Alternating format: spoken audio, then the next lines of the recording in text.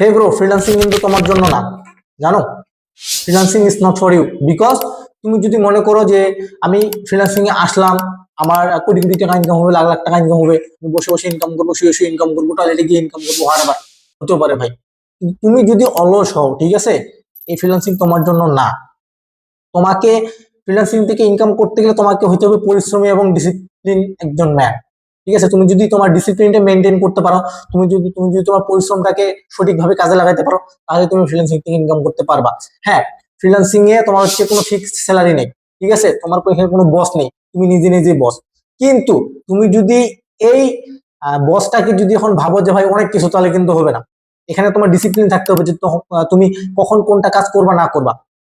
তাহলে তোমার ডিসিপ্লিন নাই, তোমার একটা শারীরিক বা মানসিক একটা কি রুটিন নাই, তাহলে তুমি কেমনে ফ্রিল্যান্সিং থেকে ইনকাম করতে চাচ্ছ, তুমি আমাকে বুঝাও। সাধারণত তুমি কম্পিউটারটাতে বা ল্যাপটপটাতে 1 থেকে 2 ঘন্টা থাকতে পারো না, সেক্ষেত্রে তুমি ইন টোটালি ধরো গিয়ে 8 থেকে 10 ঘন্টা বা 12 ঘন্টা তুমি কেমনে থাকবা?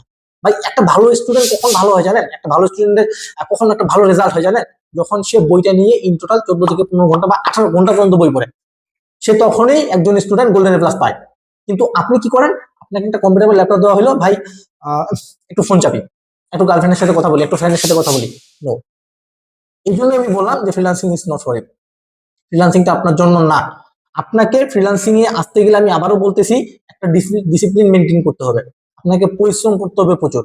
এই অলসতামির জন্য এই ফ্রিল্যান্সিং জগৎ না। কারণ ফ্রিল্যান্সিং এ আপনি কখন সফলতা অর্জন করতে পারবেন জানেন? যখন আপনি নিজেকে ডেভেলপ করতে পারবেন। আমি ডিজিটাল মার্কেটিং নিয়ে শিখছি, ঠিক আছে, আমি যদি ডিজিটাল মার্কেটিং নিয়ে পড়ে থাকতাম, তাহলে আজকে আমি এই পর্যায়ে আসতে পারতাম না। আমি আজকে কি কি জানি?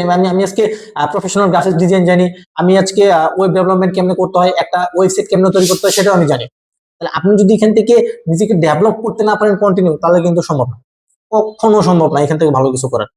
সো নিজেকে এমন ভাবে গুছায় নেন, যাতে করে ভবিষ্যতে 8 থেকে 10 বছর বা 20 বছর আপনাকে কোনো কাজ করতে না হয়।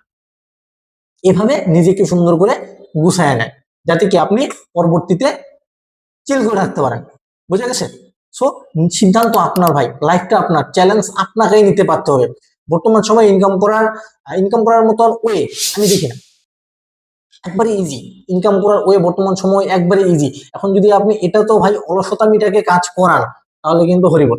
তাহলে আপনার নেক্সট যে জেনারেশন গুলো আসতেছে, ঠিক আছে, ওগুলোকে আপনি কিচ্ছু দিতে পারবেন না, এটা লিখে রাখেন আজকে। সো নিজের মধ্যে চ্যালেঞ্জ নেন, যে আজকে আমি সারাদিন কি করব, বা আগামীকালকে আমি সারাদিন কি করব, কয়টা ক্লায়েন্টের মেইল পাঠাবো, কোন কোন স্কিল গুলো ডেভেলপ করবো। এই ভাই সবকিছু তো আপনার হাতের মুঠোয় আছে ভাই। একটা ফোন থাকলেই তো বর্তমান সময় সবকিছু হাতের মুঠোয় থাকে। তাহলে আপনি এত অলসতামি কেন আপনার মধ্যে? এই অলসতামি গুলোকে ছাড়েন, তাহলে ভালো কিছু করতে পারবেন। তো যদি ভিডিওটি ভালো লাগে, তাহলে অবশ্যই চ্যানেলটি সাবস্ক্রাইব করবেন এবং কমেন্টে আপনার মতামতটি জানিয়ে দেবেন। ধন্যবাদ সকলে।